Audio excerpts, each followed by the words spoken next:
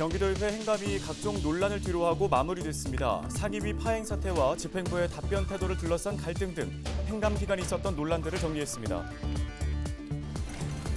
가짜 명품을 유통해온 판매자들이 경기도에 무더기로 적발됐습니다. 수사망을 피하기 위해서 제품 배송 시에는 농산물 포장 상자를 사용하는 등 수법도 다양했습니다.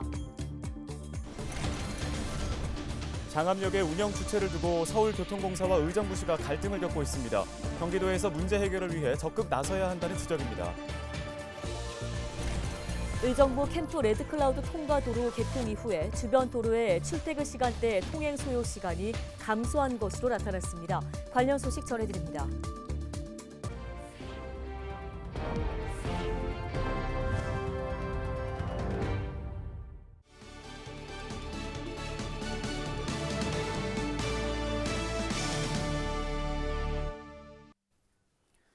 시청자 여러분 안녕하십니까? 헬로티비 뉴스입니다. 경기도의회 행정사무감사가 마무리됐습니다. 이번 행감은 말도 많고 탈도 많았는데요. 공무원들의 답변 태도 논란과 상임위 파행 사태 등 여러 가지 웃지 못할 일들이 벌어졌습니다. 김동연 경기도지사와 염종현 경기도의회 의장은 행감 기간 있었던 일들에 대해서 도민께 사과했습니다. 김소영 기자가 현장 취재했습니다.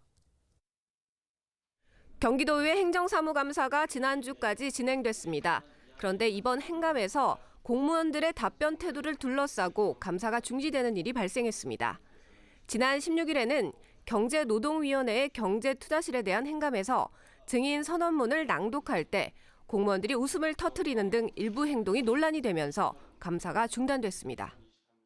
17일에는 문화체육관광위원회 경기관광공사 행감 중 집행부 소속 간부 공무원들이 질문에 답변하지 않아 감사가 중단되기도 했습니다. 행감 기간 동안 공무원들의 태도가 문제가 되자 염종현 의장은 집행부의 불성실한 태도를 공개적으로 지적했습니다. 염 의장은 성명서를 통해 상임위 곳곳이 논란인데 그 원인이 바로 집행부의 태도 때문이라며 강한 유감과 우려를 표했습니다. 의회가 지닌 도민 대표성과 행정사무감사의 의의를 가벼이 여기는 식의 태도가 반복된다면 더는 의장으로서 좌시하지 않을 것이라고 덧붙였습니다. 김 지사는 간부 공무원들을 대상으로 집행부 논란에 대해 또다시 경고했습니다. 이미 제가 두 번의 지시를 통해서 최선을 다하라고 했는데 그와 같은 미흡한 점이 생기는 것은 의원들이나 도의회에 대한 존중 여부를 떠나서 지사의 지시를 어기는 겁니다. 경기도는 감사 파행의 원인을 제공했던 A 과장을 지난 23일자로 대기 발령 조치하고 직무에서 배제했습니다. 이뿐만이 아닙니다. 사보임 논란으로 상임위 행감이 진행되지 못한 곳도 있습니다. 기획재정위원회는 지난 23일까지 단 하루도 행감을 열지 못했습니다. 결국 염종현 경기도의회 의장은 또다시 입장문을 내고 경기도민에 공식 사과했습니다. 염 의장은 상임위원회 행감 무산이라는 의회사 초유의 부끄러운 기록이 제11대 의회에 새겨졌다라며 의장으로서 도민들께 무거운 책임에 마음을 담아 사과드린다고 머리 숙였습니다. 이렇게 지난 10일 시작된 경기도의회 행감은 많은 논란을 남긴 채 지난 23일 의회 운영위원회를 끝으로 종료됐습니다. 헬로티비 뉴스 김소영입니다. 다음 소식입니다. 경기도의회 상임위원회마다 예산심의가 진행되고 있습니다. 사보임 논란으로 행정사무감사를 실시하지 않았던 기획재정위원회도 예산심의에 돌입했는데요. 하지만 감사위원회에서 배제된 국민의힘 이재영 의원이 발언하려고 하자 같은 당 소속의 지미연 위원장이 막아서는 등 두 차례 고성이 오가기도 했습니다. 지 위원장은 지난 7월 진행된 사보임과 관련해 위원장도 모르는 사보임은 인정할 수 없다며 이재영 의원 등에 대한 기재위 참여 배제 입장을 여전히 고수하고 있습니다. 가짜 명품을 유통해온 판매자들이 경기도 공정특별사법경찰단에 무더기로 적발됐습니다. 수사막을 피하기 위해 제품 배송 시 농산물 포장 상자를 이용하는 등 수법도 다양했습니다. 적발된 위조 상품만 약 2,800점, 정품 가격으로 환산하게 되면 18억 원 상당이었습니다. 이재필 기자입니다. 충북의 한 농장. 가건물 안에 의류를 담은 박스가 가득합니다. 유명 브랜드를 도용한 가품. 농산물 유통업체로 위장한 채 가짜 명품을 판매해온 겁니다. 김포 지역의 한 상가, 가짜 해외 유명 브랜드 제품이 끊임없이 쏟아집니다. 경기도 공정특별사법경찰단이 가짜 명품을 유통한 혐의로 11명을 검거했다고 28일 밝혔습니다. 검거 과정에서 압수한 위조 상품은 의류와 향수 등 약 2,850점, 정품가 기준으로 18억 원 상당입니다. SNS부터 여성 의류 매장까지 가짜 명품을 판매한 수법도 다양했습니다. 특히 이번에 적발된 50대 남성은 농산물을 판매하다 수익이 저조해 가짜 명품 판매에 나섰는데 수사망을 피하기 위해 상품 택배 발송 시 농산물 포장 상자를 이용한 것으로 드러났습니다. 이번 수사 결과를 통해 상표법 위반 사례가 갈수록 교묘해지고 다양한 형태로 이루어지는 것을 알 수가 있었습니다. 물품 구입 시 시중가에 비해 지나치게 저렴하거나 품질이 의심이 되는 경우는 해당 정품 업체 홈페이지 등의 등록 상품 여부를 확인하시고 경기도 특사경은 검거된 11명 중 8명을 검찰에 송치했고 나머지 3명에 대해서는 수사가 마무리되는 대로 송치할 계획입니다. 헬로티비 뉴스 이재필입니다.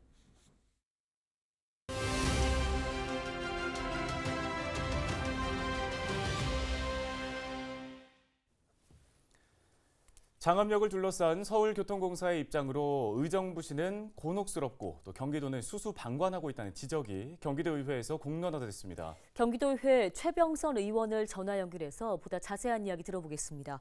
안녕하십니까? 네, 안녕하세요. 국민의힘 소속의 의정부 출신 경기도의회 기획재정위원회 소속의 최병선 의원입니다. 예, 장암역은 서울교통공사가 도봉 차량기지 내에서 운영하는 간이 역사입니다. 그런데 이 역사로 지금 의정부시가 곤혹스럽다고 하는데 좀 이유를 설명해 주실까요? 네, 현재 장암역은 유치선 추가 공사 등의 사유로 철거하고 신축을 해야 할 그런 상황입니다. 그런데 서울교통공사는 신축되어야 하니 운영은 이제 의정부시에서 맡고 건설 협약조차 체결하지 않겠다는 입장입니다. 1990년대 7호선 도봉 차량기지를 건설하면서 서울시와 서울교통공사가 필요에 의해 건립되었던 도봉 차량기지 일부가 장암역이고 현재도 공사 직원들이 장암역을 통해서 도봉 차량기지에 출입하고 또한 정비 차량을 입구하기 위해서는 도봉산역에서 장암역 간의 선로 이용도 필요합니다. 이런데도 의정부시에 떠넘기려고 하니 도시철도 7호선의 연장을 학수고대하고 있는 경기북부 주민들의 간절함을 볼모로 한 무리한 요구라고밖에 볼 수 없습니다. 네, 만약 의정부시가 장암역 운영을 맡게 된다면 실질적인 부담 수준은 얼마나 되는 건가요? 네, 현재 운영에 연간 약 12억 원 정도의 운영비가 발생하는데 신축이 된다면 역사 운영과 노선 관리에 연간 약 50억 원의 예산이 필요한 것으로 추산되고 있습니다. 의정부시는 현재도 지방교부세 등의 감소로 강도 높은 재정 구조조정을 실시하고 있는데요.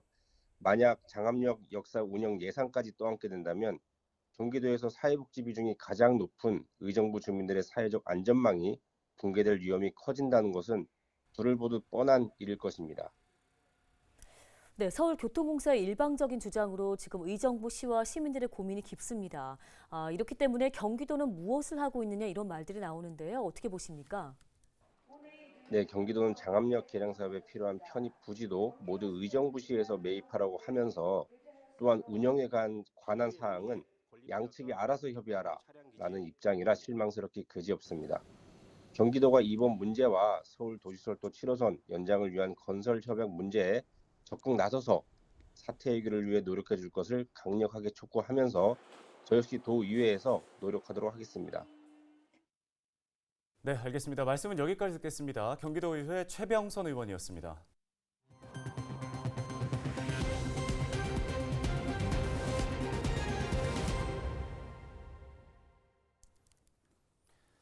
의정부 캠프 레드클라우드 통과도로 개통 이후 주변 도로의 출퇴근 시간대 통행 소요 시간이 감소한 것으로 나타났습니다.